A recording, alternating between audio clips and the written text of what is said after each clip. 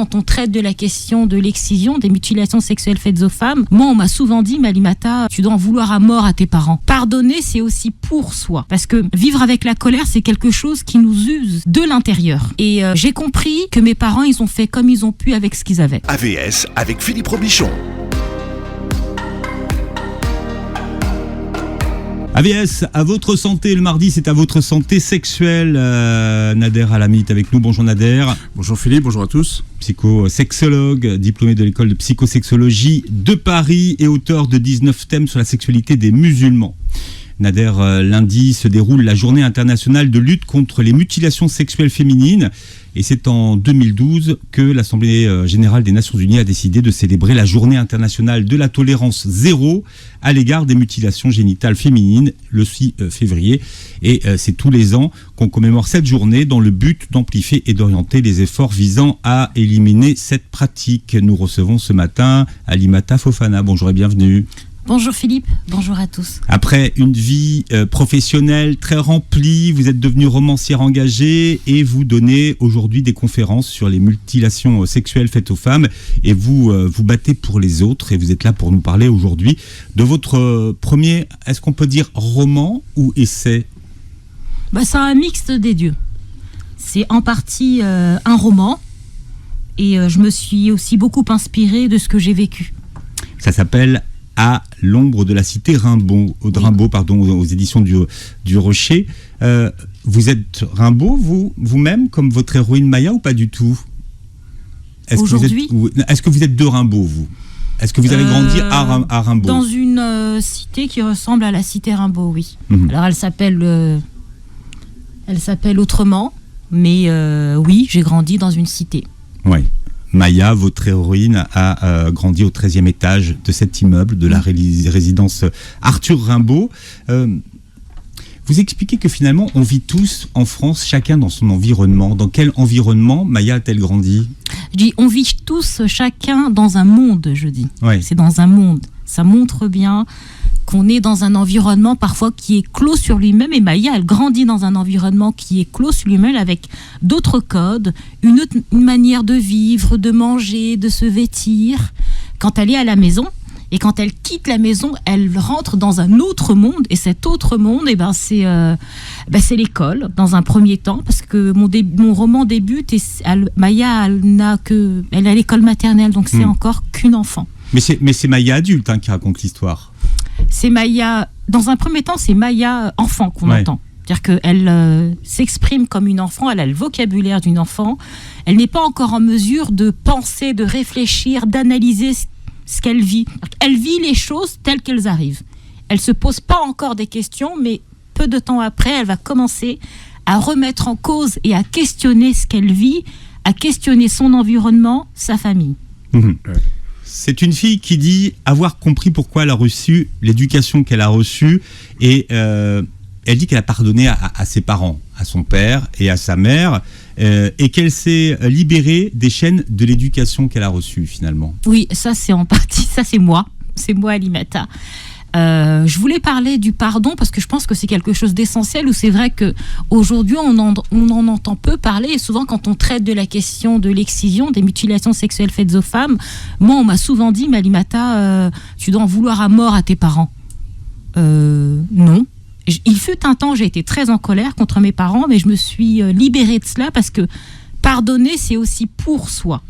Parce que vivre avec la colère c'est quelque chose qui nous use de l'intérieur. Et j'ai compris que mes parents, ils ont fait comme ils ont pu avec ce qu'ils avaient.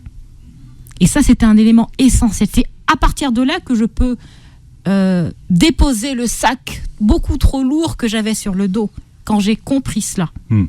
Que les gens, ils font comme ils peuvent avec ce qu'ils ont. Et la colère, elle est légitime à un moment donné, mais il faut en faire quelque chose. Par exemple, Maya a une sœur qui est plus en colère qu'elle. Maya, sa petite sœur, alors quand on est l'aîné dans une fratrie, ça joue. Peut-être le premier, il y a une pression que souvent la deuxième personne n'a pas. Elle est en colère, oui et non, je dirais Machel. Machel, c'est une fille qui vit les choses, qui a beaucoup moins de pression comparée à sa grande sœur Maya. Donc elle se sent beaucoup plus libre. Alors que elle reçoit la même éducation que Maya, mais elle s'autorise davantage de choses que Maya. La différence, elle se fait là. Alors pour tout le monde, qu'est-ce qu'on appelle et qu'est-ce qu'on met dans la famille des mutilations génitales féminines ? Il y a différents types d'excisions. Alors, la première excision, c'est ce qu'on trouve plutôt en Indonésie, où on coupe au niveau du capuchon, du clitoris de la femme. C'est vrai qu'en Afrique de l'Ouest, on a un autre type où on coupe l'entièreté du clitoris et parfois également les petites lèvres. Et c'est vrai que du côté de l'Afrique de l'Est, on a une troisième forme où on coupe le clitoris, les petites lèvres, et on coud les lèvres supérieures et on laisse un espace pour les urines et les menstruations. Ça, c'est les 3 types qu'on connaît. C'est un phénomène qui est universel, qu'on retrouve dans l'ensemble de la planète, ou il y a des régions spécifiques ? C'est une pratique qui a existé un peu partout dans le monde. Alors après, dans certains pays, ça s'est arrêté, mais on en trouve en Amérique du Sud également, au Kenya. Alors c'est pas lié forcément à la religion, vous voyez, parce qu'en Égypte, souvent c'est ce qu'on entend. Hein. C'est ce qu'on entend, mais ce n'est pas forcément une vérité, parce que les Coptes ne sont pas du tout musulmans, et ils excisent. En Égypte. L'Égypte, c'est le pays au monde où il y a le plus d'excision. Oui, mais je pense qu'en Guinée aussi, ils sont à 98% en Guinée au niveau des filles. En Guinée. C'est aussi très important. Ouais. On sait quelle est l'origine de cette pratique ? On parle dans l'histoire, on fait remonter ça même à l'Empire romain. Il y aurait eu des cas d'excision dans l'Empire romain. Après, il faut savoir que l'Empire romain, c'est très grand. L'Empire romain, ça englobe quand même à une certaine époque cette zone géographique de la mer Rouge. Et il semblerait que ce sont les populations de la mer Rouge qui sont les premières à exciser. D'où peut-être justement ce que vous disiez, Philippe, à savoir que l'Égypte est un pays donc justement qui borde la mer Rouge et où l'on trouve beaucoup de cas justement de pratiques de l'excision qui ont continué dans le temps. Jusqu'à aujourd'hui, mais la différence avec l'Égypte, c'est qu'en Égypte, l'excision, c'est quelque chose qu'ils font dans les hôpitaux. D'accord. Dans les hôpitaux, oui. Donc vous imaginez, quand c'est fait dans les hôpitaux, on retire tout. C'est-à-dire qu'à la différence, de façon chirurgicale. De façon chirurgicale, par des médecins. À la différence de ce qui peut se passer en Afrique. Moi, ce que j'ai subi étant enfant, on a coupé la partie extérieure du clitoris, mais il s'avère que le clitoris est beaucoup plus grand. Oui. Donc il y a une partie intérieure. C'est pour ça que quand invisible. Oui, là, c'est ça. On a coupé la partie visible. Au moins 10 cm. Oui, voilà, c'est ça. Mais la partie invisible n'a pas été coupée. Comparé à quand ce sont des médecins qui le font, ils retirent tout. D'accord. Jusque l'intérieur même. Oui. Donc il ne reste plus rien. Il ne reste plus rien. C'est pour ça que la réparation chirurgicale, dans le cas comme ce que moi j'ai subi, ça fonctionne. C'est-à-dire que la réparation, ce qu'on appelle la réparation chirurgicale, est possible dans la mesure où on n'a pas touché à l'intérieur. Il faut qu'il reste quelque chose. Exactement. Au Maghreb, c'est une pratique qui a eu lieu, Nader, ou pas du tout ? Au Maghreb, je n'en ai jamais entendu parler. Je ne connais pas. Je ne connais pas ne veut pas dire qu'il n'y en a pas, attention. Mais je ne connais pas, en tout cas, je parle sous votre contrôle aussi, je ne connais pas de cas d'excision dans les pays du Maghreb.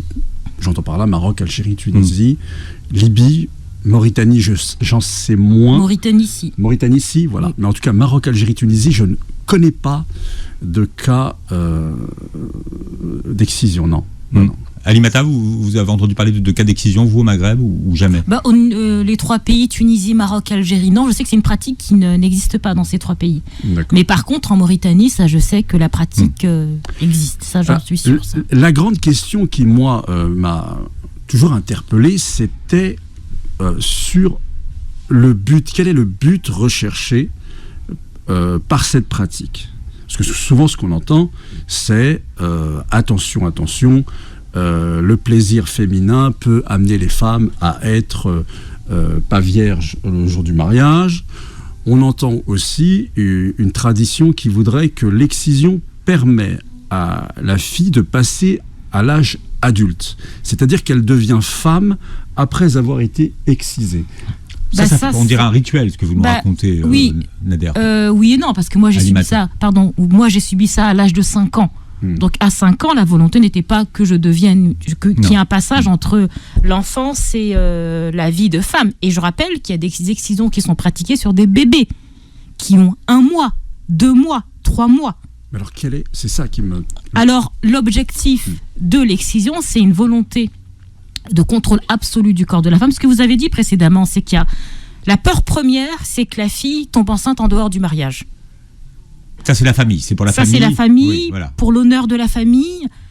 Donc, de peur d'être déshonorée, comme on castre un chat, donc on ampute les petites filles, les bébés, pour éviter qu'elles tombent enceintes en dehors du mariage. Et il s'avère que c'est faux. Hein. Il y a des filles qui ont des relations sexuelles en dehors du mariage, même si elles ont subi l'excision. Ouais. Oui, donc vous faites parler les mamans entre elles dans votre livre. Oui. Elles disent c'est pour que la fille elle arrive propre le jour de son mariage. Pur. Ouais. Oui, propre, pur. Ça veut dire que vraiment, ça montre bien que le sexe féminin est associé à quelque chose de honteux, de sale. Derrière ça, même sur la question des règles, quand je parle de ça dans ce livre, il y a quelque chose qu'il faut cacher. Donc le sexe de la femme, il doit apparaître. Elle veut pas le dire, non. Elle veut pas le dire. Parce que c'est Maya est le fruit d'une éducation. Donc moi, c'est ça que je voulais montrer dans le livre. C'est que cette petite, elle réagit aussi en fonction de ce qui lui a été transmis par le biais de sa famille et également, dans un second temps, par le biais de l'école. Mais ça va arriver beaucoup plus tard. Donc je disais précédemment, il y a une volonté absolue du contrôle absolu du corps de la femme, la peur que la fille tombe enceinte en dehors du mariage. Et pour les familles qui ont quitté l'Afrique et qui se retrouvent en Occident, ces familles sont davantage attachées à la tradition que ceux qui sont restés au pays. C'est ça qui est intéressant. Que ceux qui ça, sont c'est restés... le cas du père de votre héroïne. Oui. Ouais. Il est beaucoup plus attaché et de manière générale, de ce que j'ai pu observer, c'est le cas. Vous voulez dire que les familles qui sont aujourd'hui, par exemple au Mali, sont moins attachées à la tradition, sont plus ouvertes que les familles originaires du Mali, mais qui vivent dans l'immigration. Parce que nos familles qui sont ici, elles se sentent en danger. Oui. Elles ont très très peur de perdre leur tradition, ce qui les constitue. Et quand vous n'avez pas eu accès forcément à l'instruction à l'école, et que vous arrivez en Occident, la seule chose qui vous reste, c'est ça. Oui, et puis vous dites, c'est montrer à ceux qui sont restés au pays que nous, dans l'immigration, on élève nos filles avec les valeurs. Oui, on élève nos filles comme il faut, malgré le fait qu'on soit parti. Et il ne faut pas oublier qu'il y a le regard de la belle famille qui est restée au pays, qui reste. Ça, c'est pour la mère, c'est pour la maman, ça. Oui, voilà. La maman, elle a une pression. Elle est jugée là-dessus, dans son éducation. Elle a des comptes à rendre, en fait. Exactement, elle a des comptes à rendre. À votre santé. Et ce matin, on parle de choses dont on ne parle pas. C'est ce qu'on était en train de se dire hors antenne avec Nader Alami, qui est psychosexologue, et puis notre invité qui s'appelle Alimata Fofana, qui est romancière, qui donne des conférences un peu partout en France et dans le monde sur ces violences et ces mutilations qui sont faites aux femmes, l'excision notamment, et qui publie une histoire qui s'appelle À l'ombre de la cité, Rimbaud, aux éditions du Rocher. Quand on dit c'est quelque chose dont on ne parle pas, votre héroïne Maya a mis longtemps à parler de ce qui lui était arrivé, puisque alors vous, dans vos livres, elle est victime d'excision à l'âge de 10 ans, plus tard que vous d'ailleurs. 6 ans. 6 ans? Oui. Ah, moi, j'ai fait exprès de choisir 6 ans. Moi, j'ai subi l'excision plus tôt, parce que vous savez... À quel âge? À 5 ans. Ouais. Mais de 0 jusqu'à 6 ans, il y a un suivi dans les PMI. Donc les familles, elles savent qu'il y a un suivi régulier avec un pédiatre. Mais après, il n'y a plus rien. Donc maintenant, les familles, ce qu'elles font, c'est qu'elles font subir l'excision aux petites filles après cette période-là, donc à partir de 6 ans. C'est pour ça que j'ai choisi, pour Maya, qu'elle subisse à 6 ans. Il y a quelque chose de très intéressant dans le fait qu'on n'en parle pas. C'est comme si on voulait laisser croire, même si tout le monde le sait, qu'il ne faut pas en faire toute une histoire. C'est un acte normal, il n'y a rien d'extraordinaire, donc ça se fait, c'est tout. Voilà, il n'y a pas besoin d'en parler, c'est quelque chose qui n'a pas de véritable incidence. Voilà, le fait qu'on n'en parle pas, je trouve que c'est très important. Oui, le fait qu'on n'en parle pas, comme vous dites, derrière cet acte, c'est qu'on fait croire que c'est un acte banal, quoi. On fait croire que c'est un acte banal, et ce qui est intéressant, c'est qu'on n'en parle pas, mais de manière implicite, nous, les victimes, nous comprenons que nous ne devons pas en parler. Donc on l'intègre. Parce que personne ne vous a dit de ne pas en parler. Personne ne m'a. Il n'y a pas d'injonction au silence. Non, mais vous le comprenez. Parce que d'un côté, vous subissez une excision, on vous explique rien, on vous parle de rien. Vous subissez un acte. Alors, en plus, quand vous êtes enfant, vous ne savez pas vraiment ce que c'est. Le mot excision, moi, je méconnaissais. Donc, vous subissez cet acte, on vous dit rien. Après cet acte, on ne vous dit rien non plus. Donc, tout se fait, comme vous dites, dans un silence. Tout va bien. Voilà. Il n'y a pas à en parler. Tout va bien, mais il y a quand même des accidents. Il faut quand même dire qu'il y a des filles qui meurent à cause de cela. Il y a des problèmes de septicémie, d'hémorragie. Derrière, il y a toutes les conséquences physiques. D'énurésie aussi. Moi, il y a des filles qui m'ont raconté aussi les problèmes. L'incontinence, voilà. Oui, voilà, c'est ça. Il y a tous ces problèmes-là. Physique, il y a des gros problèmes physiques et psychiques également. Vous qu'on imaginez bien. Lors de l'accouchement par également. Exemple, absolument. Oui. Au moment de l'accouchement, il y a des femmes qui meurent en couche à cause de cela.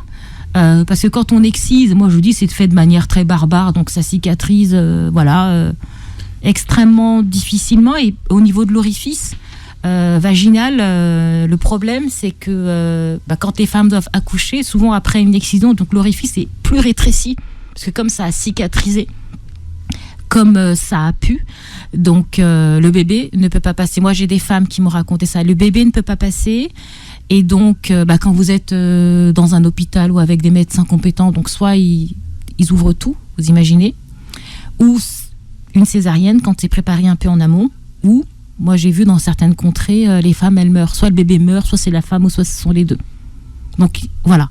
Aussi les conséquences de l'excision pour plus tard.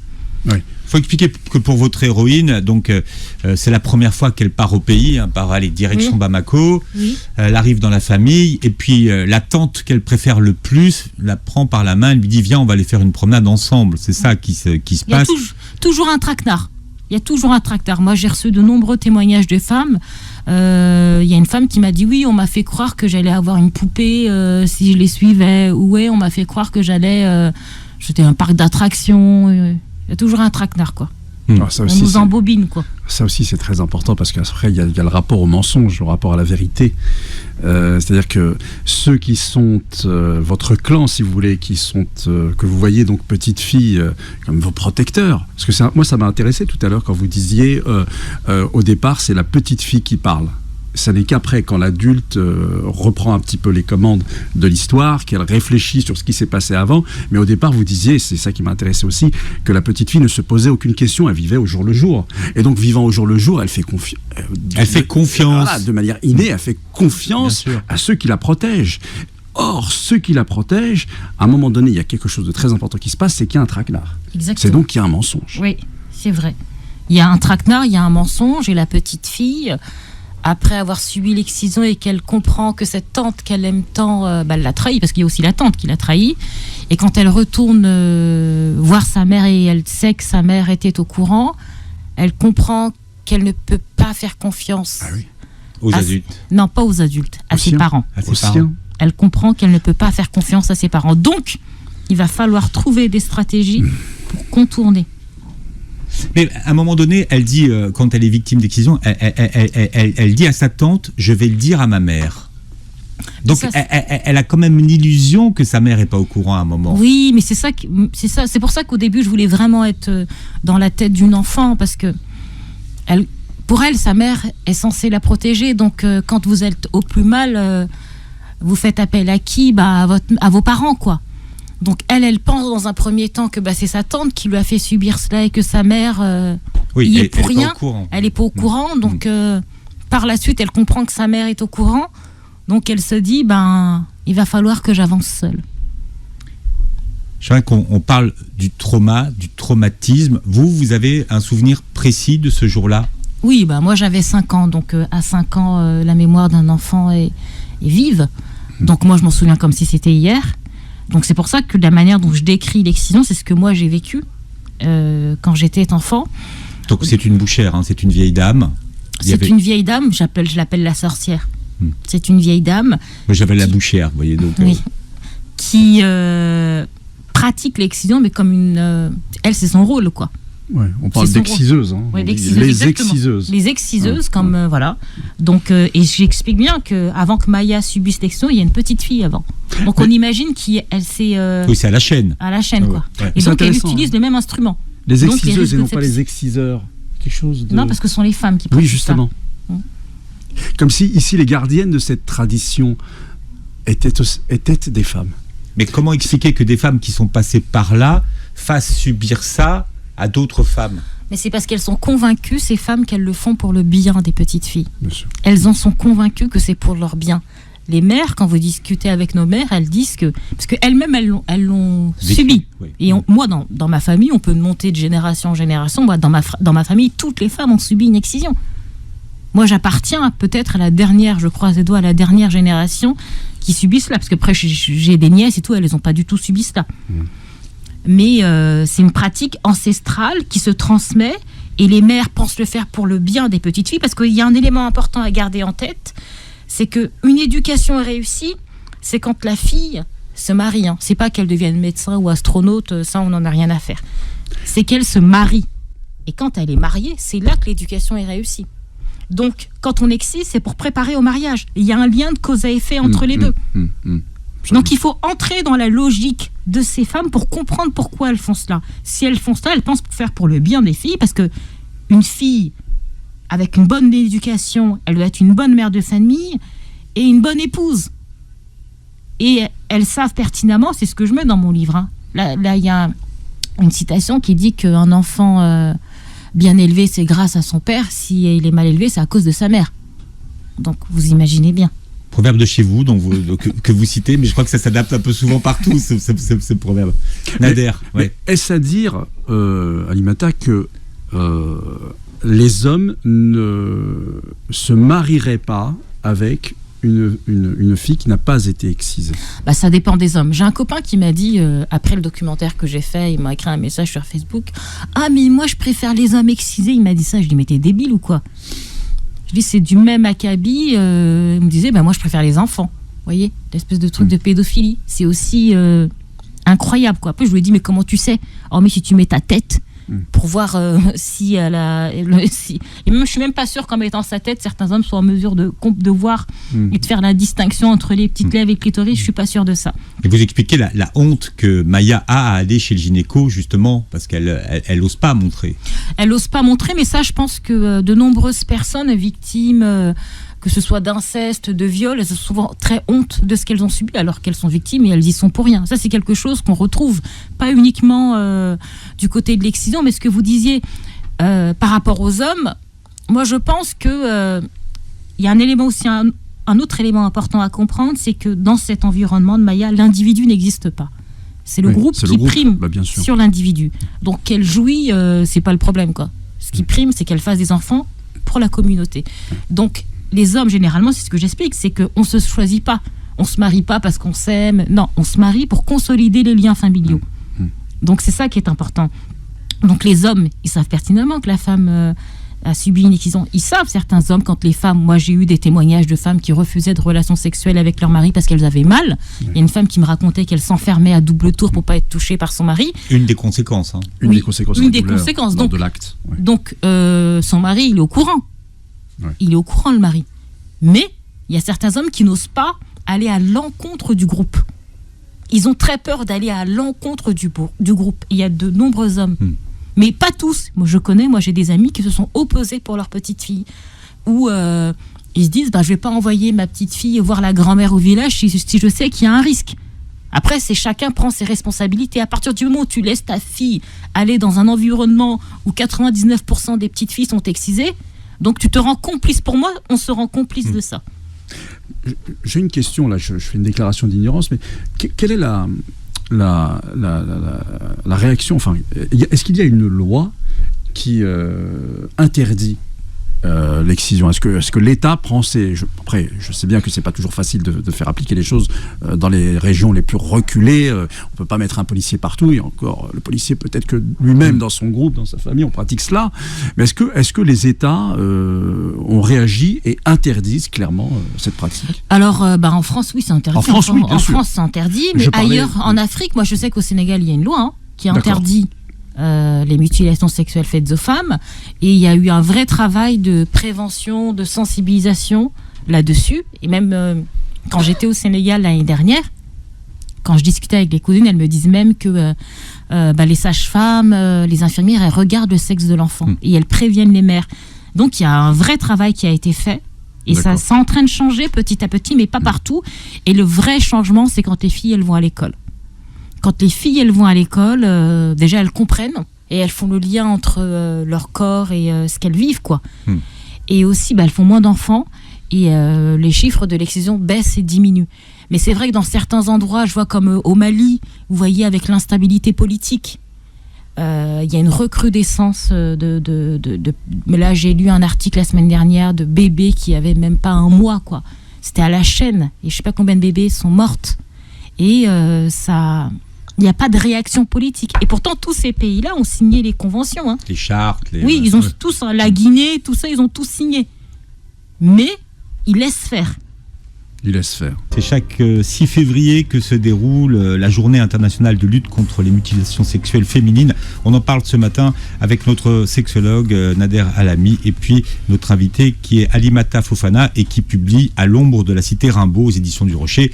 C'est son histoire, un roman inspiré de son histoire, et vous êtes très active notamment pour la dénonciation, le combat, et aujourd'hui vous faites des conférences pour parler notamment de l'excision. Longtemps, cette question a été assez mal connue finalement des femmes, la question de l'excision. C'était comme ça, il fallait le faire et on n'en parlait pas. Ben c'est ça, mais je dirais le corps féminin a été mal connu depuis un certain temps. J'en parlais avec un médecin il n'y a pas si longtemps que ça, qui me disait que lui, quand il a fait ses études de médecine, on lui avait jamais parlé du clitoris. Ouais. C'était comme si ça n'existait pas.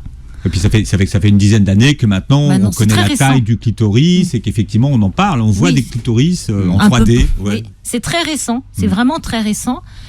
Et vous me disiez, pardon ? J'ai dit que finalement, longtemps, les femmes, c'était comme ça, on ne se posait pas la question, fallait le faire. On ne se posait pas la question, après c'est ce que je disais précédemment, quand vous avez grandi dans un environnement, vous n'avez pas été à l'école, c'est très compliqué de remettre en question et de remettre en cause. Je pense qu'on ne se rend pas compte à quel point le rôle de l'école, le rôle de l'instruction, l'instruction nous permet de remettre en question une éducation, de remettre en cause. Et quand vous ne l'avez pas reçu et que vous êtes loin de chez vous, vous êtes attaché. Quand vous êtes dans un univers, on parlait d'univers, dans un monde clos sur lui-même, et que c'est comme ça qu'on vous a éduqué, vous avez subi cela et vous voulez que vos filles se marient comme vous avez été mariés, et que pour vous c'est ça l'idéal d'une vie de femme, et vous allez dans cette direction. Bien sûr. À la différence de ma génération, moi je suis née en France, j'ai grandi, j'ai eu la chance d'aller à l'école. Moi, on m'a permis de remettre en question. La différence avec ma mère, c'est ça. C'est le fait que j'ai été à l'école. Mais ce qui est très, très intéressant ici, c'est que aussi, si j'entends bien, une femme qui n'est pas excisée dans un pays où la norme c'est l'excision, eh bien, n'est pas femme. Or, une femme ici qui est excisée, donc une femme ici en France, en Occident qui est excisée, à son tour, il lui manque quelque chose. Elle n'est pas totalement, j'ai souvent entendu ça, il me manque quelque chose, je ne suis pas totalement femme. Donc il y a cette double question de selon l'endroit où on se trouve, à chaque fois, on n'est pas totalement femme ici ou pas totalement femme là-bas. Et ça aussi, c'est quelque chose qui relève de... Il y a un problème d'identité en réalité qui se pose parfois. Est-ce que vous êtes tombé par rapport à ce genre de, de réflexion ? Vous avez raison de dire il y a un double problème d'identité, moi je dirais. L'identité, comme vous dites en tant que femme, moi pendant très longtemps je me suis sentie à moitié femme, à moitié quelque chose pendant très très longtemps. Et j'ai compris, il y a une psy qui m'avait dit, Alimata, ce que vous cherchez dans votre culotte se trouve dans votre tête. Voilà. Et je pense qu'elle avait entièrement raison. Donc c'est un vrai travail pour se réapproprier son corps, parce qu'à travers cet acte, il y a une dépossession du corps. Et donc il y a un vrai travail qui est sur le temps long pour se réconcilier avec son corps. Ça, c'est vraiment un élément très, très, très important, et aussi déconstruire ce qu'on vous a mis dans la tête depuis que vous êtes enfant. Si vous avez grandi, on vous dit mais ton corps il est sale, faut le cacher et tout, c'est sûr qu'après c'est pas du jour au lendemain qu'on s'éclate, quoi. Donc c'est un travail qui est vraiment sur le temps long. Même si votre héroïne, Maya par exemple, en cachette de ses parents, prend des cours de danse. C'est vrai. C'est pas toutes les petites filles qui oseraient faire ça quand même. Non, mais il y a des... Je pense que quand vous vivez des choses extrêmement difficiles, extrêmement compliquées, il y a des moments où vous avez besoin de respirer, de vivre ce que j'appelle des moments de grâce, des moments de pure beauté. Vous avez besoin de ça pour continuer à avancer, pour continuer à vivre. Sans ça, vous vous laissez mourir. Votre personnage, d'ailleurs, Maya, ne le dit à personne, mais elle espère quand même que quelqu'un le remarquera et le verra. Tant que qu'elle quelqu'un comprendra ce qu'il tant qu'elle est enfant. Oui, quand elle est enfant, oui, bien sûr. Mais c'est ça qui est beau, je trouve, dans l'enfance. Elle est pleine d'illusions et elle est dans une quête. C'est une quête, là. Elle se dit, mais sa mère a détourné le regard. Est-ce qu'il y en a d'autres qui vont essayer de percer pour essayer de comprendre pourquoi? Parce qu'il y a des enseignantes qui tentent dans le livre d'essayer de comprendre. Tiens, mais qu'est-ce que t'as? Mais qu'est-ce que t'as? Ton comportement a changé. Mais ça va très vite. Puis après, on passe à autre chose, quoi. Mais c'est une espérance que Maya a, comme elle a quand elle cherche désespérément le regard de sa mère. C'est ça que je trouve beau, parce que malgré tout, un enfant, il aime ses parents. Il peut vivre des choses atroces, mais tant qu'elle est enfant, il y a un amour, il y a quelque chose de très très fort que je trouve tellement beau, que j'ai voulu mettre vraiment ça dans mon livre en exergue. Bon, dès le départ, c'est vrai qu'il y a j'ai fini par l'aimer, mon papa. Oui, c'est ça. Ouais. Oui, enfin, votre livre est dur. Vous avez eu ce qu'on appelle une éducation à la dure. Une éducation conservatrice, et oui, je suis d'accord qu'elle était dure. Non, vous employez le mot corriger. C'est-à-dire que pour apprendre aux enfants, on les corrige. Oui. À un moment donné, il y a une scène où où la sœur de l'héroïne joue au foot en bas. Machel, oui. Voilà, Maya lui dit viens, on va rentrer, et le père leur file une correction quand même. Voilà, aujourd'hui, on appellerait le 119. C'est ce qu'on appelle vraiment une éducation à la dure. On appellerait 119, mais pas partout, hein, croyez-moi. Dans certains endroits, il y a des choses qui passent. Hein. Le 119, c'est le numéro national. Oui, mais dans certains... Pour ceux qui nous écoutent, oui. Oui, mais dans certains endroits, il y a des choses qui passent. Comment vous pouvez expliquer que moi, j'ai subi une excision à l'âge de 5 ans, je retourne à l'école maternelle, j'ai du mal à marcher, il n'y a personne qui s'arrête? Pourquoi? Moi qui ai bossé dans une école maternelle en tant qu'enseignante, quand il y a un enfant, quand il y a un enfant qui se fait mal, j'avais beau avoir 26 élèves, je le vois. Mais là, une petite fille qui marche très difficilement, on ne regarde pas. Donc, ça dépend, même sur la question des violences.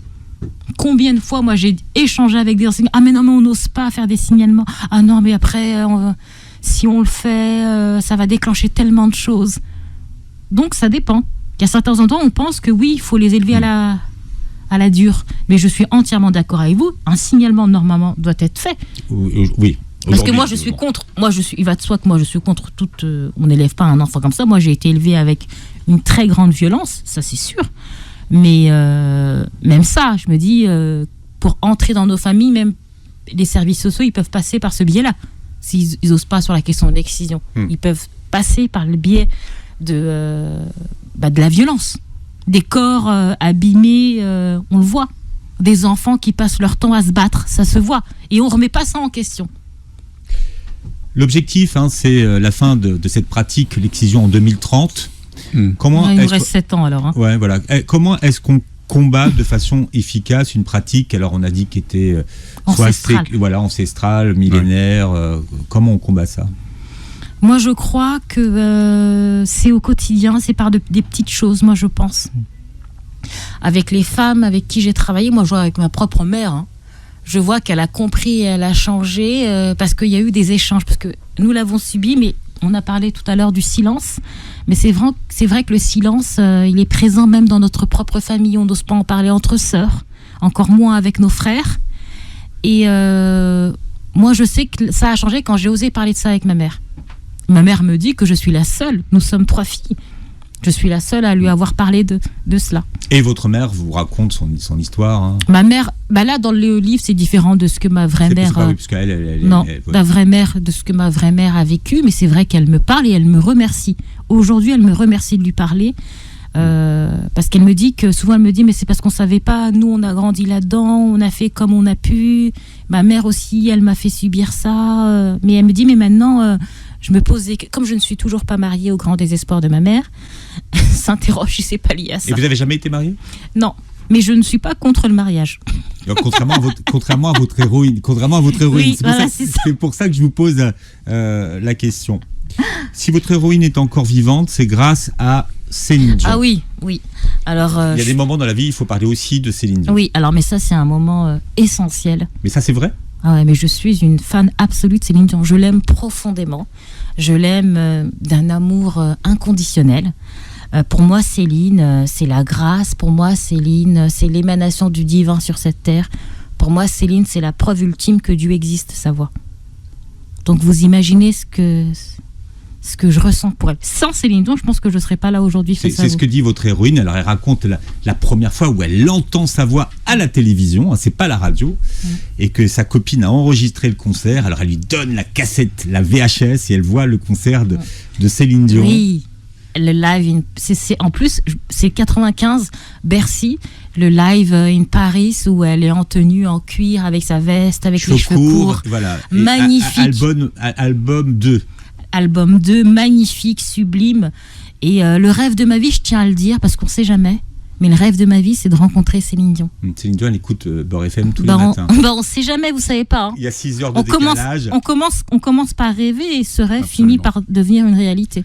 Mais justement, en reprenant un mot que Alimata a dit, quand elle a parlé du divin, je pense que, pour répondre à votre question, Philippe, les acteurs religieux aussi devraient intervenir et de manière plus importante pour justement dissuader, condamner d'abord de manière ferme, hein, parce que qu'on se le dise, les pratiques continuent d'exister principalement dans ces pays-là, mais ces pays-là sont majoritairement musulmans. Il n'y a rien de religieux, il faut être clair.